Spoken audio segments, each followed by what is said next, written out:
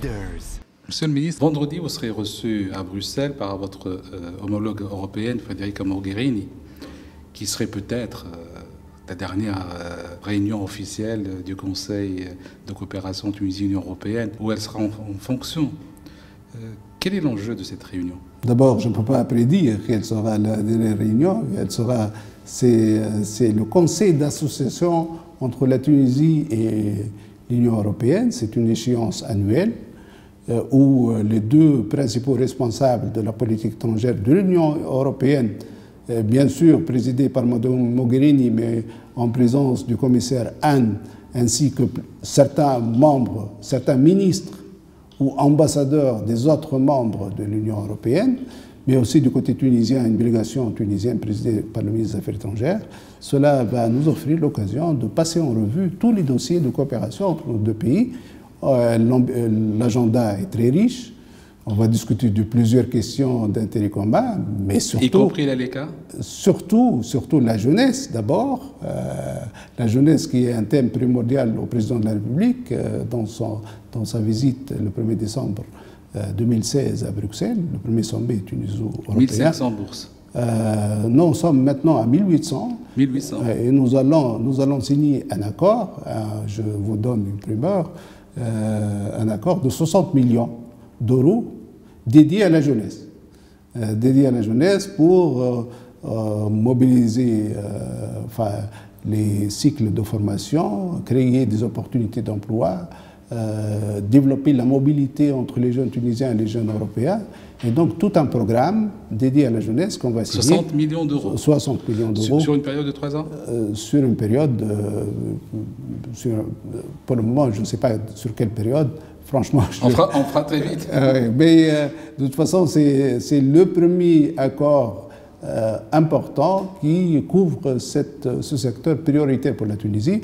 Mais nous allons discuter d'autres questions importantes aussi, qui concernent entre autres l'ALECA. L'ALECA, bien sûr, on va passer... Est-ce que la Tunisie a une autre vision des relations avec l'Europe? Je sais que vous avez travaillé. Je peux dire que le ministère des Affaires étrangères sait exactement ce qu'il est en train d'entreprendre, ce qu'on est en train d'entreprendre avec l'Union européenne. Vous savez, l'Union européenne, c'est le premier partenaire de la Tunisie. Absolument. C'est presque 80% de nos importations et de nos exportations. C'est le premier pourvoyeur de fonds pour la Tunisie. C'est le premier fournisseur de touristes pour la Tunisie. C'est le premier marché pour le tourisme. C'est l'espace économique le plus prospère au monde. Donc, la Tunisie ne peut que développer sa coopération avec ce partenaire. Est-ce qu'elle a un autre choix?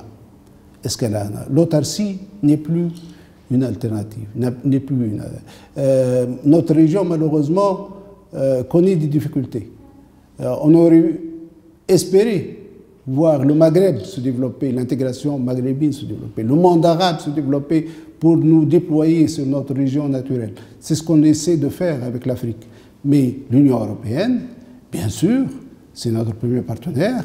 Nous sommes en négociation avec eux sur plusieurs projets. Notre objectif, c'est d'arrimer le maximum de notre économie dans l'espace économique européen. C'est de donner accès à nos chercheurs pour travailler avec les grandes agences de recherche européennes. C'est ce qu'on appelle l'Horizon 2020. C'est un projet que j'ai entamé il y a 2 ans dans le cadre d'un conseil d'association. C'est aussi au niveau culturel, à travers l'Europe créative, c'est un projet que j'ai initié, qu'on a initié il y a 2 ans aussi, mais aussi aujourd'hui... En fait, depuis que vous étiez directeur général Europe. Oui, c'est un dossier que je connais bien, puisque je l'ai pratiqué pratiquement pendant combien de temps? 20 ans. Presque 20 ans. 20 ans. Si je ne il y a compte de pas, nouvelles idées. Si je ne compte pas mon passage dans des pays autres que l'Europe, bien sûr, c'est un dossier que je prétends bien connaître. Nous avons une nouvelle vision pour l'ALECA? L'ALECA, c'est un sujet complexe. Ce n'est pas un sujet diplomatique. La diplomatie balise le terrain, ouvre les portes. Mais il appartient aux autres acteurs, aussi bien publics que les acteurs de société civile, de remplir cette mission-là. Et donc l'ALECA, c'est un projet sociétal. C'est un projet national. Et il faut que tous les acteurs travaillent ensemble en symbiose, dans une stratégie synchronisée. C'est ça l'ALICA.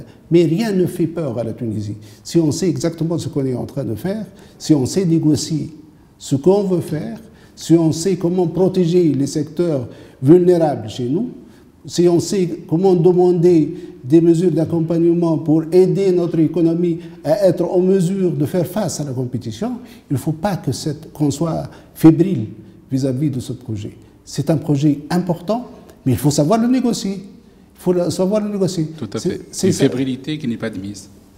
La fébrilité n'est pas admise. Il faut être vigilant, il faut être il faut définir les priorités nationales, être conscient de l'importance de ce projet. Effectivement, si on ne sait pas comment le négocier, comment défendre des secteurs qui restent encore vulnérables comme les services ou l'agriculture, bien sûr, cela ne pourrait qu'avoir un impact négatif sur notre économie. Mais il faut savoir, mais l'Europe ne cherche pas à imposer quoi que ce soit à la Tunisie. Et il faut que les Tunisiens sachent comment formuler leurs priorités et les défendre dans leurs négociations avec l'Union européenne. Excellent. À Bruxelles, vous serez également reçu par le secrétaire général de l'OTAN. Oui. C'est une reprise de contact après la dernière mission Non, ce n'est pas une reprise de contact, puisque c'est un contact qui n'a jamais interrompu. Nous faisons partie d'un dialogue qui est le dialogue méditerranéen, et la Tunisie a tout un programme de coopération avec l'OTAN, un programme de formation scientifique, technologique, et aussi l'OTAN offre aussi un cadre de dialogue pour des questions qui concernent la sécurité dans notre région.